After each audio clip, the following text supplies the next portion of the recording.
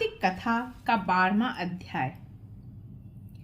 अगर चैनल पे नए हैं तो सबसे पहले चैनल को सब्सक्राइब करें, कथा को शेयर करें, लक्ष्मी नारायण का नाम लेके, जी हाँ, लक्ष्मी नारायण का नाम लेके लाइक करना ना भूलें। और धनतेरस के दिन गणेश भगवान, लक्ष्मी माँ के साथ साथ किनकी पूजा होनी चाहिए जिससे आपके घर में धनों की वर्षा होगी, आइए जानते हैं। पहले प्रेम से बोले हर हर महादेव, लक्ष्मी नारायण की जय, राधे राधे, कृष्णा कृष्णा। 12वां अध्याय। नारद जी बोले, उस दानवेंद्र राजा ने विधि पूर्वक मेरा पूजन करके हंसकर कहा, हे ब्राह्मण, आप कहाँ से आए हैं? कहीं कोई अच्छी वस्तु देखी है जिसलिए आप आए हो? आज्ञा करिए। नारद जी बोले, हे दैत्येंद्र, मैंने एक समय कैलाश पर्वत पर जाकर वहां पार्वती के साथ बैठे हुए शिव जी को देखा। 10,000 योजन चौड़ा वह कैलाश पर्वत है। वहां अनेकों कल्प वृक्ष और कामधेनु है और चिंतामणियों से वह भूमि प्रकाशित है। उसे देखकर मुझे आश्चर्य हुआ कि तीनों लोकों में इनके समान रिद्धि कहीं है ही नहीं। हे दैत्येंद्र, जब तुम्हारी रिद्धि की मुझे याद आई तो उसके देखने के लिए मैं यहाँ आया हूँ। तुम्हारी रिद्धि को देखकर ऐसा लगता है कि त्रिलोकी में तुम्हारे समान भाग्यशाली कोई नहीं है। फिर भी स्त्री रत्न के बिना तुम्हारी उस सिद्धि को देखकर विचार करता हूँ कि महादेव जी के समान सुखी कोई त्रिलोकी में नहीं है। अप्सरा, नाग कन्या आदि यद्यपि आपके यहाँ है तो भी पार्वती सी सुंदर नहीं है, जिसके सुंदरता रूप समुद्र में डूबकर ब्रह्मा जी ने पार्वती जैसी अनेक अप्सराओं को बनाया, परंतु उसके रूप के समान कोई अप्सरा नहीं हुई। स्त्री रत्न के भोगने वाले महादेव जी का वैभव श्रेष्ठ है, ऐसा कहिए। जब मैं वहां से चल दिया तब वह दैत्यराज उसके रूप को सुन कामदेव से पीड़ित हो गया। तब भगवान की माया से मोहित होकर सिंह के पुत्र राहु को उसने महादेव जी के पास भेजा। उज्ज्वल चंद्रमा के समान कैलाश को छिन्न चंद्रमा की तरह अपने काले रंग से रंग कर वह राहु वहां गया। नदी से निवेदन करने के बाद वह राहु महादेव जी के पास पहुंचा और बोला, हे वृषध्वज, त्रिलोकी के स्वामी रत्नेश्वर जलंधर की आज्ञा सुनो। शमशान निवासी हारों की माला पहने हैं दिगंबर तुमको हिमालय की बेटी ऐसी सुंदर स्त्री किस कारण से मिली है?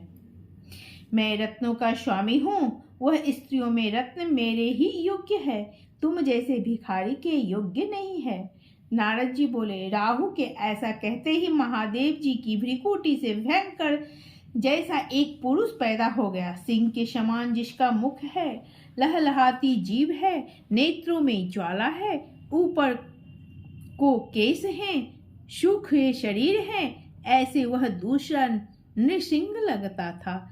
जब वह राहु को पकड़ के खाने लगा तब शिव जी ने इसका निषेध किया कि वह मारने योग्य नहीं है, यह दूत है और पराधीन है, छोड़ दो।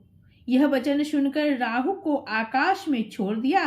फिर महादेव जी की उस पुरुष ने प्रार्थना की। पुरुष बोला, मुझको बहुत भूख लगी है, हे देव, मैं क्या खाऊं? शिव जी बोले, तू अपने हाथ पैर का मांस खा ले। नारद जी बोले, शिव जी की आज्ञा से उस पुरुष ने अपने ही हाथ पांव को मांस खा लिया। अब उसका केवल सिर ही बाकी रह गया। यह देखकर शिव जी प्रसन्न होकर उस भयंकर पुरुष से बोले, हे कृतिमुख, तू सदा मेरे द्वार पर रह। नारद जी बोले, उसी दिन से कृतिमुख देवताओं के द्वार पर रहने लगा। जो पहले कृतिमुख का पूजन नहीं करते हैं उनका पूजन वृथा है। उससे छोड़ा गया राहु बड़बड़ स्थल पर गिरा, इसी से बड़बड़ नाम से प्रसिद्ध है। फिर उस राहु ने अपना द्वितीय जन्म समझकर जलंधर के पास जाके ये सब बातें कही। पंच भीकम, छोटी सी कथा है, सुन ले। एक अंधी बुढ़िया कहती थी कि मेरे कोई घर का रखवैया नहीं है, मेरे घर का कोई रखवैया नहीं है, नहीं तो मैं भी कार्तिक नहाती। एक दिन भगवान ने सोचा कि यह रोज ऐसे कहती है, अतः इसको कोई रखवैया देना चाहिए। तब भगवान की कृपा से उसके हाथ में छलौड़ी हुई और छलौड़ी में से एक मेढक पैदा हुआ। मेढक बोला, मैं घर रखूंगो, तू कार्तिक नहा आओ। अब वह मेढक को घर में छोड़कर कार्तिक नहाने जाती थी। एक दिन वहां राजा के स्वयंवर था, सब लोग देखने जा रहे थे। मेढक भी स्वयंवर देखने चला गया। राजकुमारी 3 बार उसमें आई और तीनों बार मेढक के गले में जयमाला डाल दी। अब तो उसका ब्याह मेढक के साथ करना पड़ गया। सब पड़ोसिन कहने लगी, बुढ़िया तेरो मेढक बहू लेकर आ रहा है।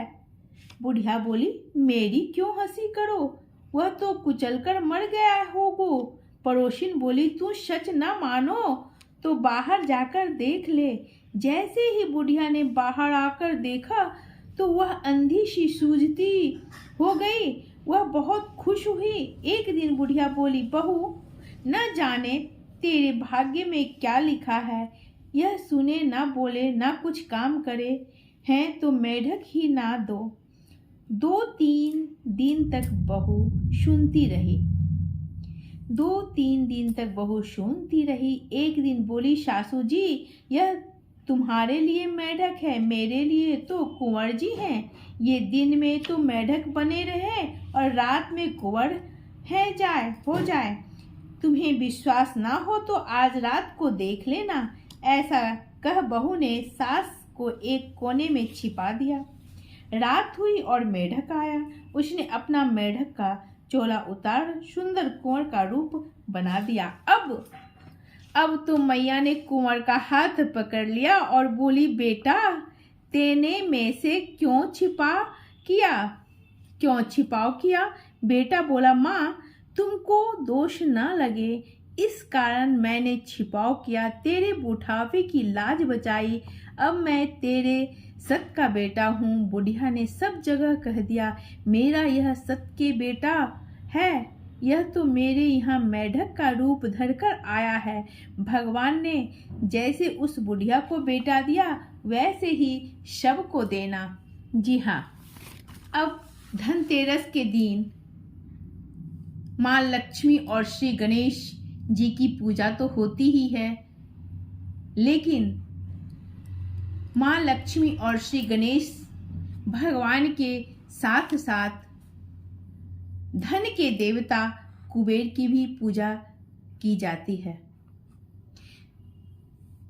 अब बहुत से पूछते हैं कि कुबेर का मुंह किधर रखना चाहिए, तो ध्यान दीजिए, वास्तु के मुताबिक कुबेर देवता का मुख उत्तर तरफ होना चाहिए। जी हाँ, कुबेर देवता का मुख उत्तर तरफ होना चाहिए। ऐसा कहा जाता है कि यह दिशा भगवान कुबेर के लिए शुभ है और इससे घर में धन के साथ सुख समृद्धि का भी आगमन होता है। इसलिए अगर आप कुबेर देवता की प्रतिमा स्थापित करने की सोच रहे हैं तो उनका मुख उत्तर की ओर होना चाहिए।